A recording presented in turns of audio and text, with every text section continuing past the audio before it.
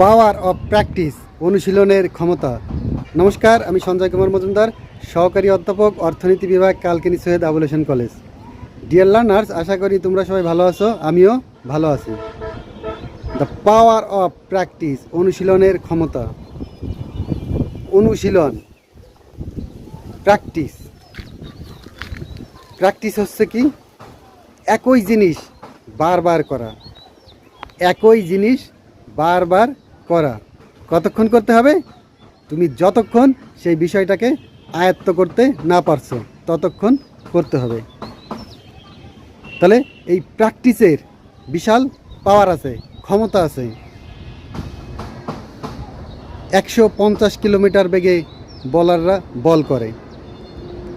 Cricket খেলায় একজন bowler 150 kilometre গতিতে বল করে। একজন সাধারণ মানুষ যদি সেই বল খেলতে যায় তাহলে কি সে খেলতে পারবে? সে খেলতে পারবে না। 150 কিলোমিটারের বল কখন আসবে, চলে যাবে, সে বুঝতেই পারবে না, সে ধরতেই পারবে না, সে ব্যাটে বাড়ি দিতে পারবে না। এটা কেন? কারণ তার এ বিষয়ে অনুশীলন নেই, প্র্যাকটিস নেই। কিন্তু যে ক্রিকেট খেলে সে 150 কিলোমিটার বেগে যে বলটা আসছে সেটা সে খেলতে পারে। সে কি করতে পারে?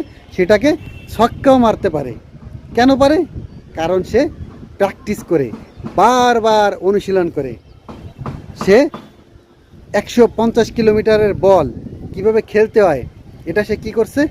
আগে বহুবার চেষ্টা করছে, বারবার অনুশীলন করছে, প্র্যাকটিস করছে।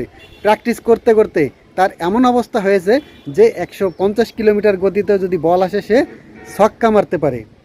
তার চোখ, তার মস্তিষ্ক, তার শরীরের যে বিভিন্ন অঙ্গ প্রত্যঙ্গ সবগুলো কি এর সঙ্গে পরিচিত হয়ে গেছে যে 150 কিলোমিটার বেগে বল আসলে সেটাকে কিভাবে খেলতে হয়।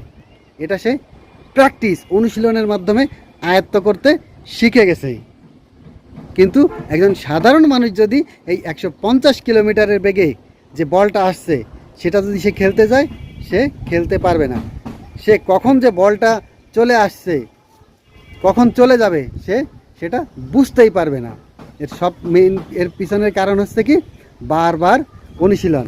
তাই তুমিও যদি এরকম বারবার অনুশীলন করো তাহলে দেখবে তোমার যে কোনো বিষয়েই তোমার সহজে আয়ত্ত হয়ে যাবে।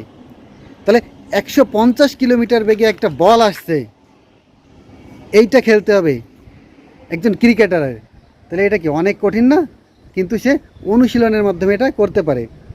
তুমি এবার বলো, এই পড়ালেখা করা এটা কি ততটা কঠিন? আসলে কঠিন না, কিন্তু আমরা এই বারবার অনুশীলন করি না, প্র্যাকটিস করি না, এই জন্য আমাদের কাছে কি এগুলো অনেক কঠিন।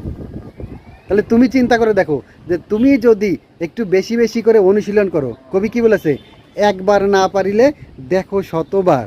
শতবার না, তুমি যদি 10 বারও যে কোনো বিষয়ে অনুশীলন করো, 10 বারও যদি যে কোনো বিষয়ে অনুশীলন করো তাহলে দেখবে সেই বিষয়টা তোমার কাছে সহজ হয়ে যাবে। আমরা তো একবার দুইবারই অনুশীলন করতে চাই না। তুমি 10 বার অনুশীলন করে দেখো, প্রথমবার তোমার কাছে যেরকম কঠিন মনে হবে, তুমি যদি 10 বার অনুশীলন করো, প্র্যাকটিস করো, তাহলে দেখবে কি ওই বিষয়টা তোমার কাছে সহজ হয়ে যাবে। তাই পড়ালেখার ক্ষেত্রে যে কোনো সাবজেক্টই হোক না কেন, যত কঠিনই তোমার কাছে মনে হোক না কেন, প্রথম প্রথম কঠিন মনে হতে পারে, কিন্তু তুমি যদি একাধিকবার অনুশীলন করো, প্র্যাকটিস করো, তুমি যদি 10 বার অনুশীলন করো, প্র্যাকটিস করো, তাহলে দেখবে এটা তোমার কাছে সহজ হয়ে যাবে। তাহলে তুমি বারবার অনুশীলনের মাধ্যমে, এই প্র্যাকটিসের মাধ্যমেই তোমার যে কোনো বিষয়কে তুমি আয়ত্ত নিয়ে আসতে পারো, তোমার কাছে সহজ করে তুলতে পারো। তো এখন থেকে তোমার কাছে যে বিষয় কঠিন মনে হবে তুমি কি করবে? সেটাকে শুধু বারবার অনুশীলন করবে, প্র্যাকটিস করবে। তুমি শুধুমাত্র এই প্র্যাকটিস, অনুশীলনের মাধ্যমেই, বারবার অনুশীলনের মাধ্যমেই তুমি সেই বিষয়টাকে তোমার কাছে সহজ করে তুলতে পারো। তো আমরা পরবর্তী ক্লাসে অন্য কোনো বিষয় নিয়ে আলোচনা করব। তোমরা সবাই ভালো থাকবে, পড়ালেখার সঙ্গেই থাকবে। সবাইকে ধন্যবাদ।